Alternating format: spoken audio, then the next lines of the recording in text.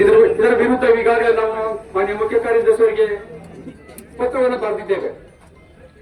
ಮುಂದುವರೆದ ಭಾಗವಾಗಿ ನಾವು ರಾಜ್ಯದ ಎಲ್ಲಾ ತಾಲೂಕು ಮತ್ತು ಎಲ್ಲ ಜಿಲ್ಲೆಗಳಲ್ಲಿ ಕೂಡ ಏನು ನಮ್ಮ ನಾಯಕರಿಗೆ ಅವೇದನಕಾರಿಯಾದಂತಹ ಸ್ಟೇಟ್ಮೆಂಟ್ ಅನ್ನು ಮಾಡಿದ್ದಾರೆ, ಅವರ ವಿರುದ್ಧ ಚಂದ್ರಶೇಖರ್ ವಿರುದ್ಧ ಕ್ರಮ ಕೈಗೊಳ್ಳಬೇಕು ಮತ್ತು ಏನು ರಾಜಭವನ ಬಂದಿರತಕ್ಕಂತಹ ಏನೊಂದು ಪತ್ರ ಅದು ಯಾವ ರೀತಿಯಾಗಿ ಅದು ಬಹಿರಂಗ ಆಯ್ತು ಅಂತ ಹೇಳಿ ರಾಜ್ಯಪಾಲರು ಕೇಳಿರ್ತಕ್ಕಂಥ ಮಾಹಿತಿಯ ಬಗ್ಗೆ ಅದರ ಬಗ್ಗೆ ತನಿಖೆ ನಡೆಸತಕ್ಕಂತಹ ದರ್ಪ ತೋರಿರ್ತಕ್ಕಂಥ ಈ ಅಧಿಕಾರಿ ವಿರುದ್ಧ ಕ್ರಮ ಜರುಗಿಸಬೇಕು ಅಂತಕ್ಕಂಥ ನಾವು ಈ ಹೋರಾಟವನ್ನು ನಡೆಸಿದ್ದೇವೆ.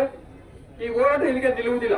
ಈ ಅಧಿಕಾರಿ ಮೇಲೆ ಕಾನೂನುಬದ್ಧವಾಗಿ ಕ್ರಮ ತಗೋಬೇಕು, ಶಿಸ್ತಿನ ಕ್ರಮ ತಗೋಬೇಕು ಅಂತ ಹೇಳಿ ರಾಜ್ಯಾದ್ಯಂತ ಎಲ್ಲಾ ಜಿಲ್ಲೆಗಳಲ್ಲೂ ಮತ್ತು ಎಲ್ಲಾ ತಾಲೂಕುಗಳಲ್ಲಿ ಕೂಡ ತಹಸೀಲ್ದಾರ್ ಮುಖ್ಯನ ಮತ್ತು ಜಿಲ್ಲಾಧಿಕಾರಿ ಮುಖ್ಯನ ಮುಖ್ಯ ಕಾರ್ಯದರ್ಶಿಯವರಿಗೆ ಮತ್ತು ರಾಜ್ಯಪಾಲರಿಗೆ ಕೂಡ ನಾವು ಮನವಿಯನ್ನು ಸಲ್ಲಿಸಿ ಉಗ್ರ ಕ್ರಮ ಹೋರಾಟವನ್ನು ನಡೆಸುತ್ತಿದ್ದೇವೆ ಅಂತ ಹೇಳಿ ತಿಳಿಲಿಕ್ಕೆ ಇಷ್ಟಪಡ್ತಿದ್ದೇನೆ.